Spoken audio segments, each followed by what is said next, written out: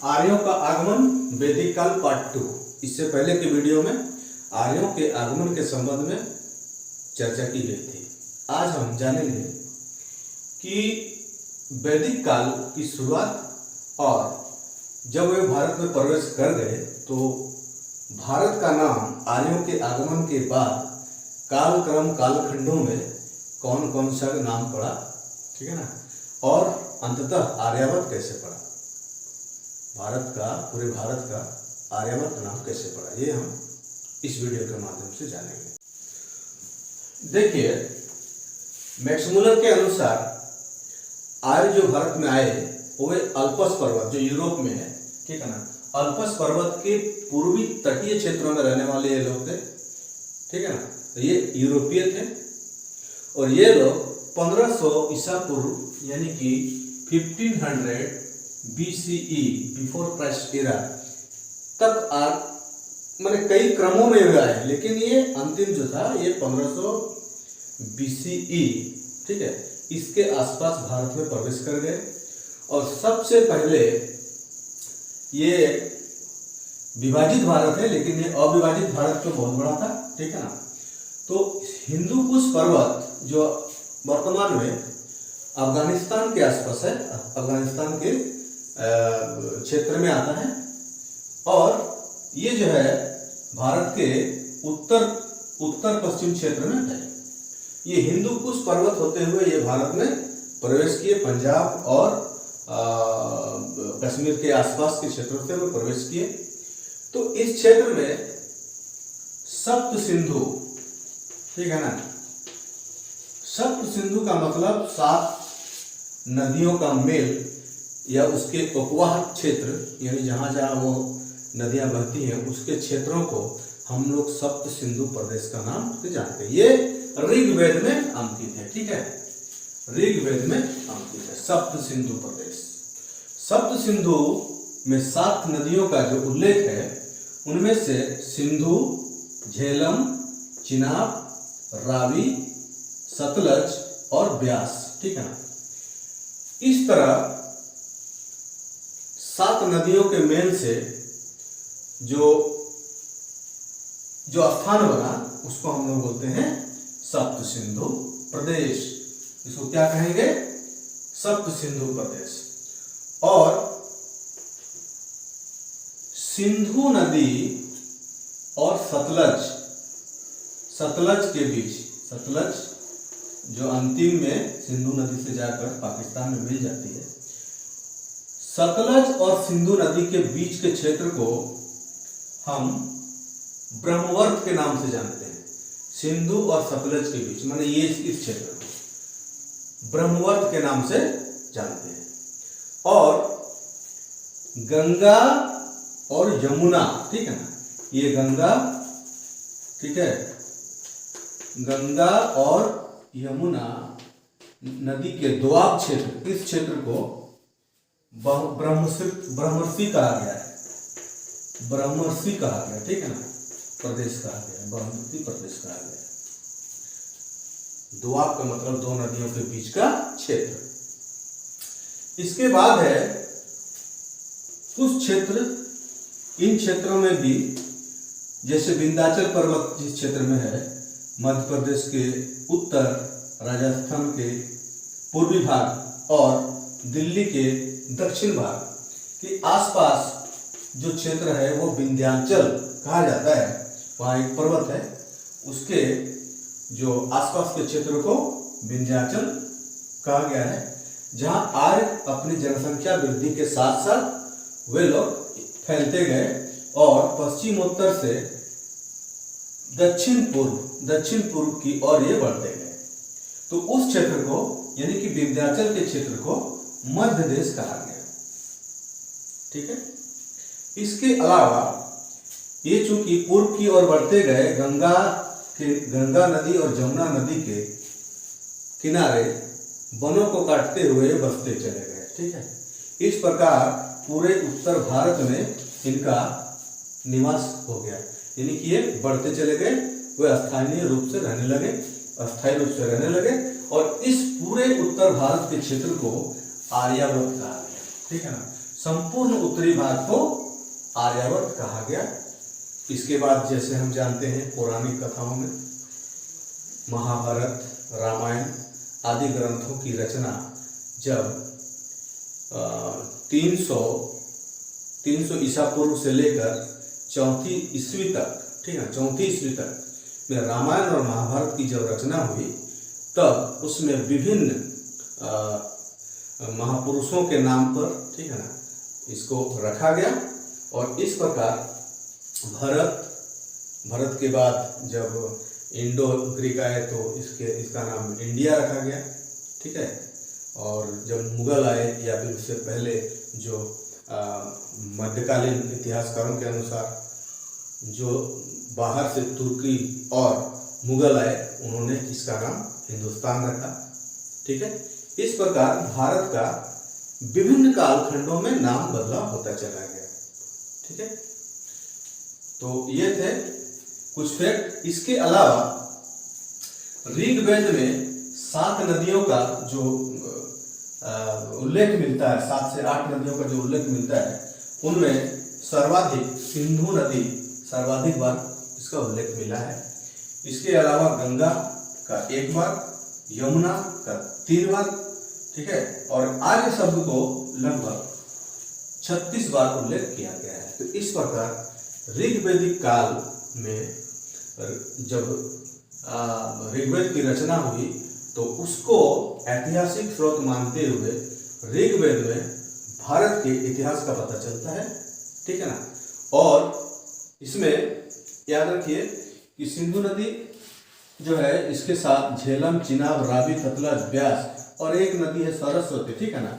सरस्वती जो अब विलुप्त हो चुकी है, इस जो राजस्थान के कुछ क्षेत्रों में जाती है, उसके बाद विलुप्त हो गई है, तो उसके स्थान पर घग्गर नदी, ठीक है, घग्गर नदी या नदी जो है बहती है। इसलिए ये सरस्वती भी सप्त सिंधु प्रदेश के अंतर्गत आता है, ठीक है। जैसे कि हम जानते हैं पंजाब 5 नदियों का मिलन है वहाँ, ठीक है। झेलम, चिनाब, रावी, सतलज, ब्यास ये 5 नदी हैं, इसलिए पंजाब कहा जाता है। तो ये थे ऋग्वेद में उल्लेखित भारत से संबंधित, उनके नदियों से संबंधित, उनके प्रवाह क्षेत्र के आधार पर, उपवाह क्षेत्र के आधार पर उन भारत का नाम आर्यों ने विभिन्न कालखंडों में अलग अलग दिया, ठीक है। जब ये भारत में पूरी तरह से फैल गए तो प्रारंभिक दौर में वे कबीलाई बनकर रहे, ठीक है ना।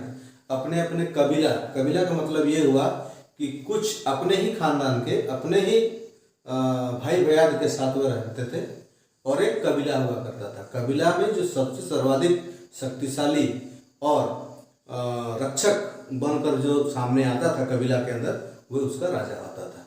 वे अस्थायी रूप से रहते थे, किसी एक जगह पर वो अस्थायी रूप से नहीं रहते थे, ठीक है ना। और ये कबीलाई समाज था उसका, ठीक है। ये थे ऋग्वैदिक कालिक, ऋग्वेद से संबंधित, ऋग्वेद में उद्धृत है आर्यों से संबंधित कुछ तथ्य, ठीक है। इसको आप नोट डाउन कर लें। ऋग्वेद में उल्लेखित विभिन्न नदियों के नाम इस प्रकार है, ठीक है। जैसे सिंधु को हिरण्यनी, झेलम को वितिस्ता, चिनाब को आस्किनी, रावी को पुरुषनी, सतलज को शतुद्री और घग्गर को दृश्यवती कहा गया है। अब हम जानेंगे कि ऋग्वेद में, ठीक है ना, ऋग्वैदिक काल की लोगों के बीच, आर्यों के बीच सामाजिक स्थिति की जानकारी हम कैसे लें, क्या थी उनकी स्थिति, क्या थी सामाजिक स्थिति, क्या थी, इस पर हम जानेंगे। ऋग्वैदिक कालीन सामाजिक स्थिति क्या थी, ठीक है।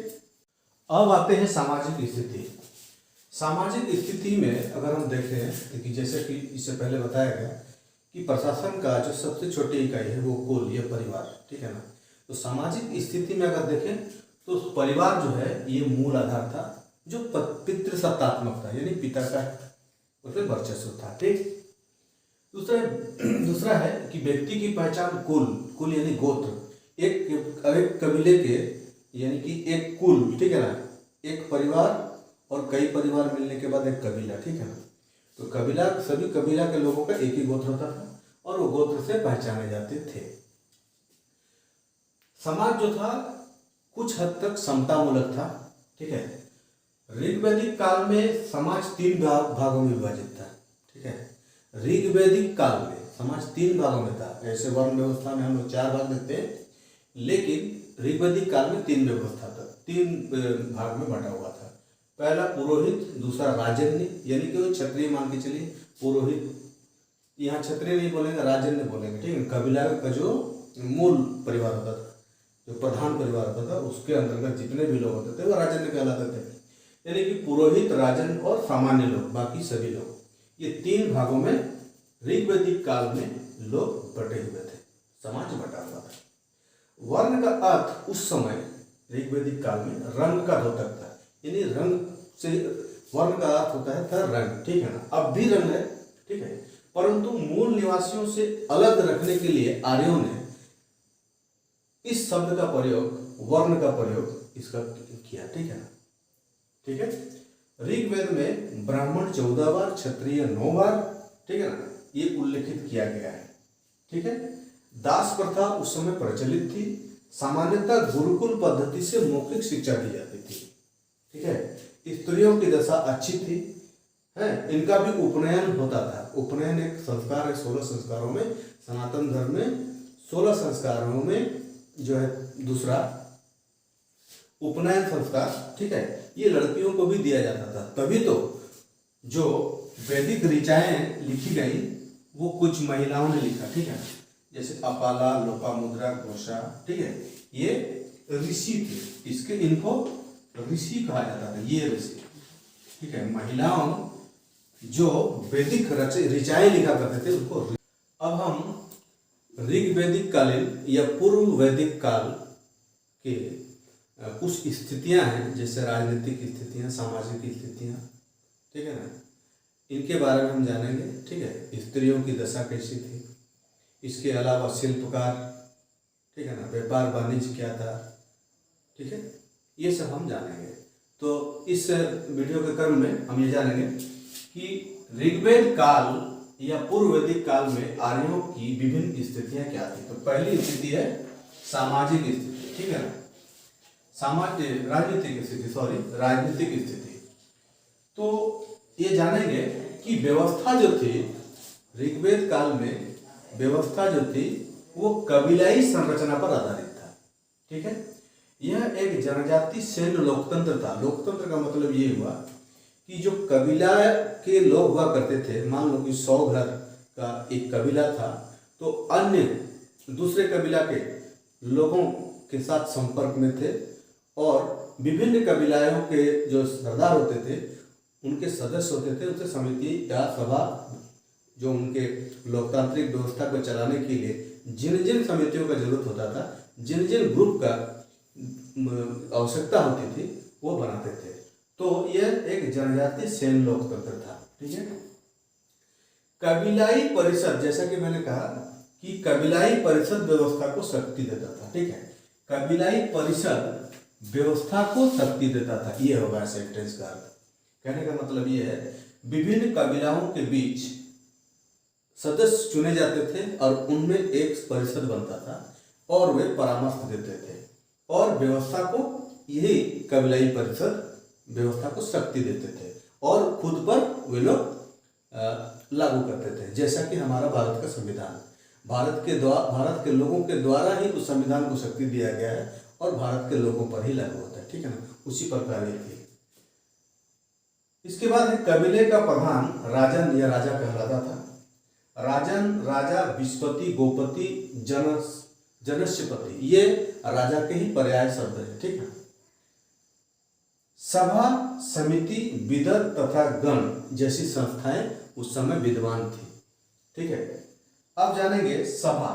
सभा जो थी ये वरिष्ठ लोगों का एक समूह था, जिसमें पुरोहित, राजपरिवार या कबीलाए के जो मुख्य लोग होते थे उनमें वो शामिल होते थे। वरिष्ठ और बुद्धिमान लोगों का ये समूह था। समिति आम लोगों का ये समूह हुआ करता था, ठीक है। और विदत, ये है विदत। विदत जो है ये बार बार पूछा जाता है, विदत क्या था। विदत जो था तत्कालीन यानी कि पूर्व वैदिक काल में जब कबीलाई दूसरे कबीला या अन्य कहीं जाकर वे लूट का माल लाते थे तो उनको विभाजित करने के लिए, वितरण करने के लिए वो एक समिति बनाते थे जिसको हम लोग विदत कहते हैं, ठीक है ना। ये सभा, समिति और विदत। याद रहे विदत और सभा में महिलाओं की एंट्री थी, ठीक है ना, महिलाएं भाग लेती थी सभा और विदत में, समिति में नहीं, ठीक है। इसके अलावा जिसमें प्रजाहित, देखिए सभा, समिति, विदत तथा गण जैसी संस्थाएं, गण क्या था, इससे भी बड़ा ये एक समूह हुआ करता था, यानी कि एक संगठन होता था जिसको गण कहते हैं। इसका उल्लेख विशेष नहीं है। इसमें प्रजाहित, सैन्य अभियान तथा धार्मिक अनुष्ठानों पर विचार विमर्श होता था। इनमें सभा, समिति, विदत वगैरह में, विदत में होता था लूट की संपत्ति का विभाजन हेतु समिति बनाया गया जिसको विदत कहते हैं। तो ये था। इसके अलावा प्रशासन का जो व्यवस्था, प्रशासनिक जो व्यवस्था थी वो कुल से शुरू होती। कुल का मतलब होता है परिवार, ठीक है ना। परिवार के जो प्रधान होते थे उसको कुलपति बोला जाता था। जैसे हम लोग अपने परिवार के मुखिया बोलते हैं, ठीक है ना। तो कुल का जो प्रधान होता था उसे हम लोग कुलपति बोलते हैं। और कहा गया है ऋग्वेद में, पूरे ग्राम जब बन गया, ठीक है ना, उसके बाद एक ग्राम जहाँ वे लोग कबीला के रूप में रहते थे उसका जो प्रधान होता था उसे ग्रामीणी बोला जाता था। क्या बोला जाता था? इसको हम लोग कुलपति लिख देंगे, है ना, कुलपति, ग्रामीणी, ठीक है, ग्रामीणी, ठीक है, ग्रामीणी। ग्राम का जो प्रधान होता था ग्रामीणी। 20 का, इससे बड़ा जो होता था, कई ग्रामों को मिलकर एक 20 होता था, ठीक है, इसको विस्पति बोलते हैं। क्या बोलते हैं? इसका जो प्रधान होता था उसको विस्पति बोलते हैं। और गण का राजा, ठीक है, महाराजा। इसके बाद जनपद का उल्लेख मिलता है, ठीक है। तो ये था राजनीतिक स्थिति, ठीक है। वैदिक काल में लोगों की जो कबीलाई संरचना पर आधारित थी उसकी सामाजिक स्थिति इस प्रकार थी। सभा, समिति, विदत, इससे एक क्वेश्चन, प्रशासन, कुल, ग्राम, 20 जन, राजा, है ना, इससे एक क्वेश्चन। और इस प्रकार ऋग्वैदिक कालीन या पूर्व वैदिक काल में आर्यों के जो विभिन्न स्थितियां थी उनमें से एक था राजनीतिक स्थिति, ठीक है। इसके बाद हम जानेंगे सामाजिक स्थिति में। हमने ऋग्वैदिक कालीन आर्यों के राजनीतिक और सामाजिक स्थिति को अच्छी तरह से जाना, ठीक है। इसके आने वाले वीडियो में आर्थिक स्थिति, इसके बाद आर्थिक स्थिति, उसके बाद धार्मिक स्थिति के बारे में हम लोग जानेंगे और अन्य जो स्थितियां हैं उनके बारे में भी जानेंगे। तो वीडियो को देखते रहिए, आने वाले वीडियो को भी देखिए, ठीक है ना, इससे पहले की वीडियो को भी देखिए ताकि आप अच्छी तरह अपना नोट्स बना सकें। Thank you.